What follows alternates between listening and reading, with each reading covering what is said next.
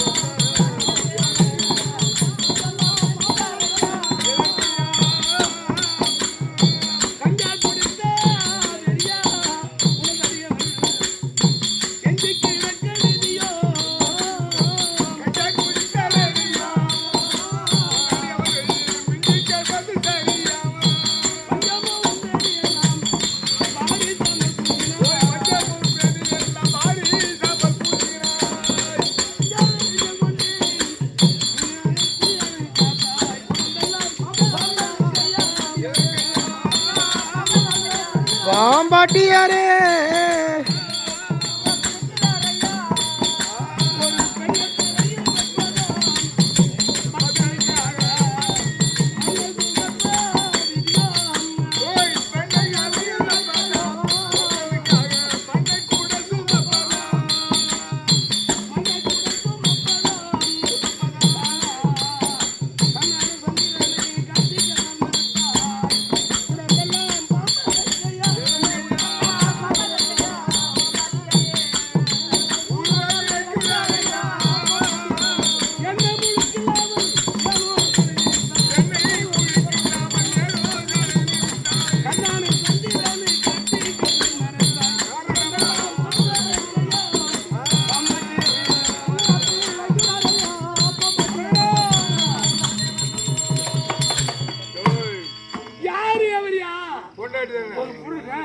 ஒரு மனைவி மனைவிக்கு தெரியாதது புருஷன் கேட்டுக்கணும், புருஷனுக்கு தெரியாதது மனைவி கேட்டுக்கணும்.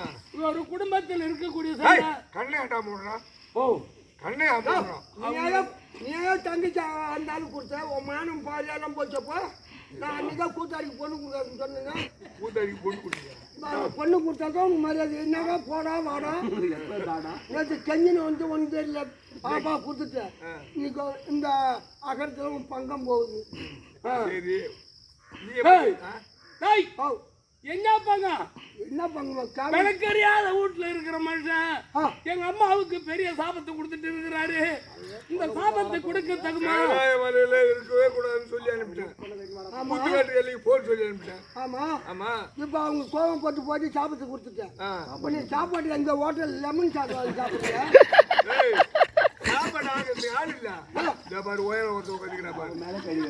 அந்த மூத்திரம் பியெல்லாம் அங்கதான்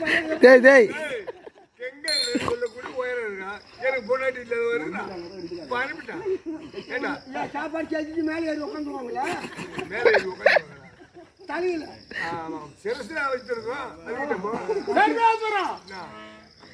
இதற்கு காரணம் பதில் சொல்ல முடியாது. சொல்ல முடியாது. அவருக்கு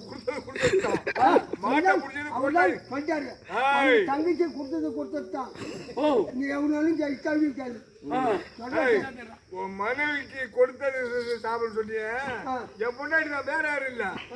திடீர்னு பேர் கண்ணை மூடுவோம் எனக்கு கோபுர வச்சுட்டு கைலாயத்துல இருக்காது நீ போன்னு சொல்லி ஒரு மனிதனா இருந்தா இப்பேற்பட்ட கோபம் இருக்கவே கூடாது குடும்பத்துல. ஆமாமா இருக்குதா? அளவுக்கு மூடி இருந்தா அந்த அளவுக்கு கோபம் செய்த குற்றத்திற்காக கைலாயத்தை விட்டு போ. ஒரு மனிதனுக்கு 1.5 கோடி ரோமம், அந்த ரோமத்துக்கு ரோமம் கோபம் வச்சிருந்தா குடும்பம் பண்ண முடியாது. நீ ஒரு உலக கடவுளே கிடையாது. அதனால அது சாபத்தை நிவர்த்தி பண்றியா இல்லையா? முடியாது முடியாது. நீ எப்போ வந்து விடுறியா? முடியாதா? பையனை போயிட்டு வந்துட்டியா? நீ அவசர இப்படி வாடா எனக்கு தெரியும். முடியாது.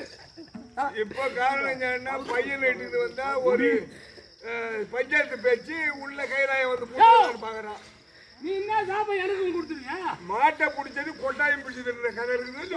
உன் சாபம் என்ன ஒண்ணும் பண்ணாது. அவளோடு நீயும் போய் சேரு. ஒரு நேரத்துல உன்னை பிரணவம் என்று சொல்லக்கூடிய ஜீவரத்னமணி கேட்டேன். ஜீவரத்னமணி என்னன்னு சொல்ல தெரியல உனக்கு. நான் சொன்னவன் தந்தைக்கு உபதேசம் பண்ணவன். அது ஞாபகம் இருக்கட்டும்.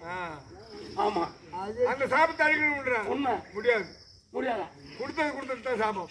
அவளோடு போய் சேர்ந்து சரி நெருப்போடு சேர்ந்த இரும்புக்கு ஒரு அடின்னு சொல்லுவாங்க. நல்ல மாதிரி தான் சொல்றாரு.